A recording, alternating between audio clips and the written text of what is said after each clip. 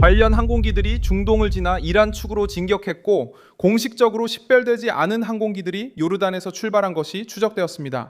정체불명의 드론들이 다시 이란의 민감한 지역 상공에 나타났습니다. 그리고 이슬람 혁명 수비대 14명의 사망 사건이 이제 더 깊은 분석에 들어갑니다.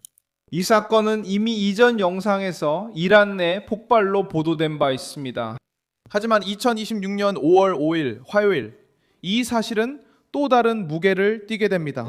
테헤란의 공식 입장인 불발탄에 대한 설명만 다루는 대신 이제 뉴스는 사보타주 의혹에 주목하기 시작합니다.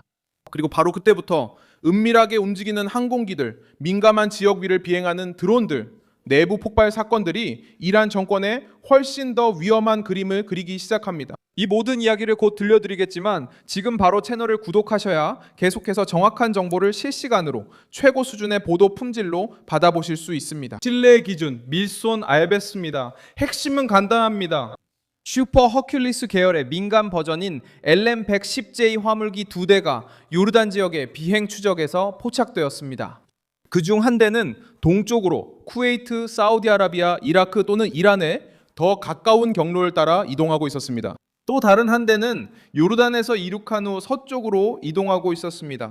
이런 종류의 항공기는 인원, 장비, 통신 시스템 그리고 민감한 물자를 운송할 수 있습니다. 무엇이 실려 있었는지에 대한 공식적인 확인은 없지만 조용히 움직이고 뚜렷한 표식 없이 테헤란과의 위기 상황에서 이루어진 이 이동은 군사 뉴스에서 경계심을 불러일으켰습니다. 팔라스 에비에이션사는 2026년 1월에 CIA와 연관된 임무를 수행하며 카라카스로 비행한 LM-110J를 운항한 것으로 언급된 바 있습니다. 이런 항공기가 위기 지역에 나타날 때 주목받는 이유를 설명하는 데 도움이 됩니다.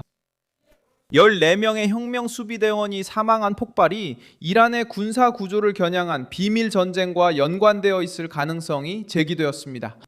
이슬람 혁명 수비대는 정권의 가장 강경한 무장 조직으로 활동합니다. 혁명 수비대는 무장 네트워크를 통제하고 드론과 미사일, 고속정을 운용하며 중동 여러 전선에서 테헤란의 동맹 세력들을 지원합니다. 이란 국영통신사 IRNA의 설명을 바탕으로 한 보도에 따르면 14명은 폭발하지 않은 탄약을 다루는 작전 중 잔잔주에서 사망했습니다. 하지만 이런 설명은 바로 지금 정권에 대한 압력이 높아지는 시점에 나왔습니다. 이란이 이미 여러 차례 은밀한 작전에 의해 타격을 입은 적이 있기 때문에 사보타주 가능성이 더욱 힘을 얻고 있습니다.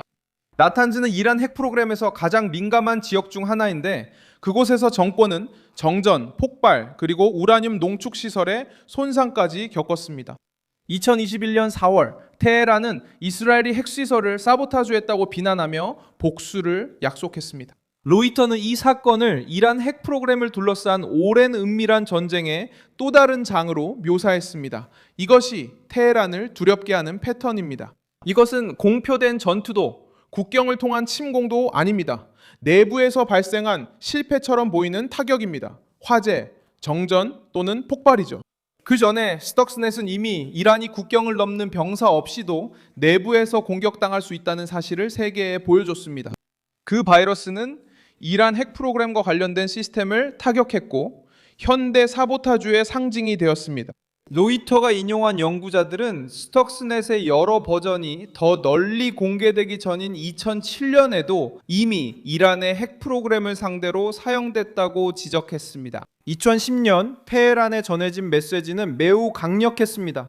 방어, 선전, 그리고 비밀만으로는 적이 군사기기의 신경계를 공격할 수 있을 때 충분하지 않습니다.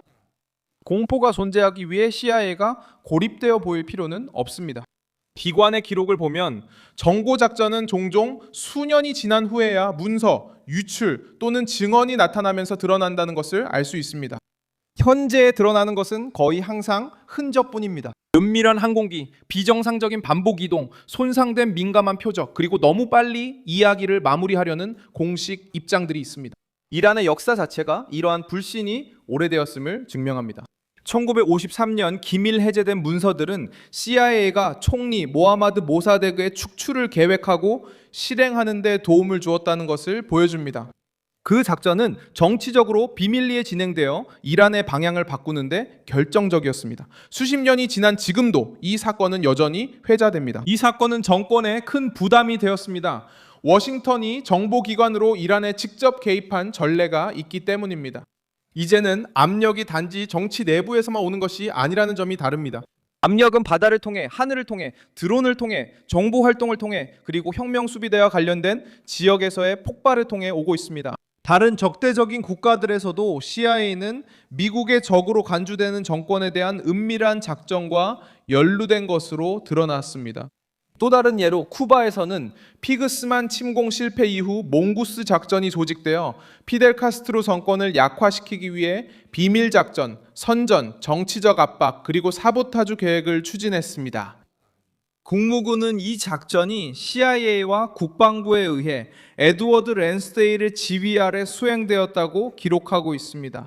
이 역사적 사례는 워싱턴이 이미 CIA와 연계된 정권을 약화시키기 위해 비밀 작전을 사용한 적이 있음을 보여줍니다.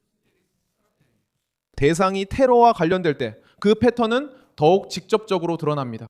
2011년 오사마 빌라덴을 사살한 작전은 CIA가 주도하고 미국 정부의 다른 부서들이 지원한 수년간의 정보 수집의 결과였습니다. CIA 자체도 이 임무의 성공이 수년에 걸쳐 수행된 복잡한 작전과 분석에서 비롯되었다고 밝히고 있습니다. CIA도 임무 성공이 작전과 분석에서 나왔다고 자체적으로 밝히고 있습니다. 적대 조직에 대한 메시지는 분명합니다. 워싱턴이 목표를 찾기로 결정할 때 공개적인 단계는 보통 훨씬 더 오랜 시간 조용히 진행된 작업의 마지막 부분일 뿐입니다. 2022년 아이만 알자와 히리 알카에다의 지도자도 카불에서 미국의 작전으로 사망했으며 이 작전은 국제 언론에 의해 CIA의 소행으로 알려졌습니다. 그는 오사마 빈 라덴의 후계자였으며 전 세계 테러리즘에서 가장 중요한 인물 중 한 명이었습니다. 이 사례는 같은 논리를 강화합니다. 미국 정보기관은 적대적인 환경에서도 작전을 수행할 수 있고 고가치 인물을 추적하며 작전을 한 나라 전체에 대한 전면전으로 만들지 않고도 행동할 수 있습니다. 이란에게 이것은 불편한 경고입니다. 왜냐하면 혁명수비대는 미국이 수십 년 동안 추적해온 조직들과 비슷하게 네트워크, 은신처, 동맹세력, 민감한 지역을 활용하기 때문입니다. 2019년 이슬람 국가 IS 리아 북서부에서 벌어진 미국의 작전으로 아부바크르 알바그다디를 잃었습니다. 미국 국방부는 당시 미군이 그 조직의 지도자를 사살했다고 발표했고 도널드 트럼프는 이 작전을 미국이 테러리스트 지도자들을 추적하는 모습을 보여주는 사례라고 평가했습니다. 다시 한번 논리는 같았습니다.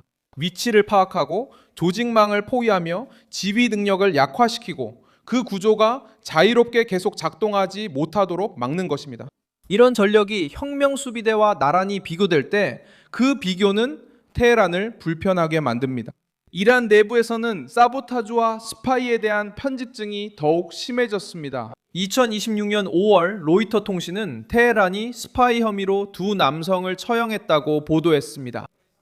그중 한 명은 나탄즈를 포함한 전략적 장소에 대한 정보를 수집한 혐의를 받았습니다. 2024년 AP통신도 이란이 모사드와 연계되어 있다고 주장하며 이란 국방부와 관련된 공장에 대한 사보타주를 계획한 혐의로 4명의 남성을 처형했다고 보도했습니다. 이 보도들은 정권이 내부에 큰 약점이 있음을 인식하고 있음을 보여줍니다. 정보원, 유출, 파악된 표적들과 취약한 구조들, 이런 환경에서 CIA와 연관된 비행기들이 중요성을 갖게 됩니다. 이 비행기들이 잔잔해서의 사보타주 작전을 입증하지는 못할 수도 있지만 심리적 압박을 높이기에 적절한 시기에 등장합니다. 눈에 띄지 않는 비행기는 이유 없이 전쟁 지역을 통과하지 않습니다.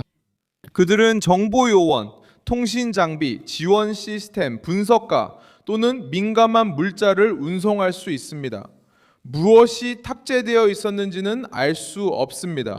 하지만 이런 움직임이 혁명 수비대가 인원을 잃고 드론이 이란 상공에 나타나며 호르무즈 해협이 위기에 빠지는 시점과 동시에 일어난다면 이 모든 상황을 종합해 볼 때 사보타주가 강력한 가설로 떠오르게 됩니다. 다른 국가들의 사례도 이러한 패턴을 뒷받침합니다. 아프가니스탄에서는 알카에다 지도부가 수년간 추적당하다가 주요 인물들을 잃게 되었습니다. 시리아에서는 이슬람 국가 ISIS 지도부가 미국의 작전으로 타격을 입었고, 쿠바에서는 냉전 시기에 CIA가 적대적인 정권을 압박하기 위해 비밀 작전을 사용한 사례가 있습니다. 이란 내에서도 나탄즈는 산업 및 사이버 사보타주의 상징이 되었습니다. 상황에 따라 방법은 달라지지만 논리는 변하지 않습니다. 어떤 시설이 미국의 이익에 직접적인 위협으로 간주될 때 워싱턴은 정보, 군사적 압박, 그리고 은밀한 작전을 통해 그 능력을 약화시킵니다.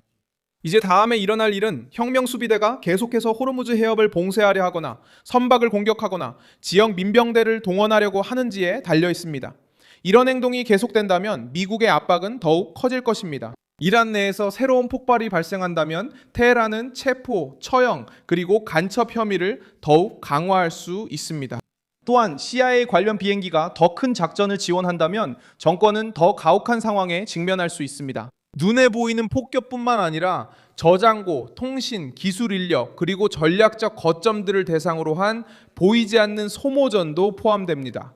결국 사망한 14명의 구성원들은 CIA와의 연관 의혹에 연결되고 있습니다. 직접적이든 간접적이든 CIA가 혁명수비대와 이란 정권의 구조물에 대한 새로운 사보타주 물결에 연루되어 있을 수 있습니다. 이란은 이를 사고라고 부릅니다. 하지만 나탄즈, 스톡스넷, 내부 스파이 활동, 알카에다에 대한 작전, 이슬람 국가 IS에 대한 행동, 그리고 은밀한 항공기 이동의 전력이 있습니다. 모딘만 내부 만점 앞반 들어칩니다. 이때 모딘만 정세 무디락 함전, 그리고 이멜몽공기 항공 말침 이동의 전력이 있습니다. 미국 정보기관이 적대적인 정권 근처에서 움직이기 시작하면 다음 폭발은 좀처럼 단순한 우연으로 보이지 않는다는 것을 보여줍니다. 저는 밀손 알베스 국제관계 전문가입니다. 제 목적은 매일 진실로 여러분께 정확한 정보를 전해드리는 것입니다. 뉴스 링크는 영상 설명란에 있습니다. 이 영상에 좋아요를 눌러주시고 채널을 구독해주세요. 그리고 마지막에는 댓글도 확인하셔서 밀손 알베스 커뮤니티와 더욱 활발히 소통해보세요.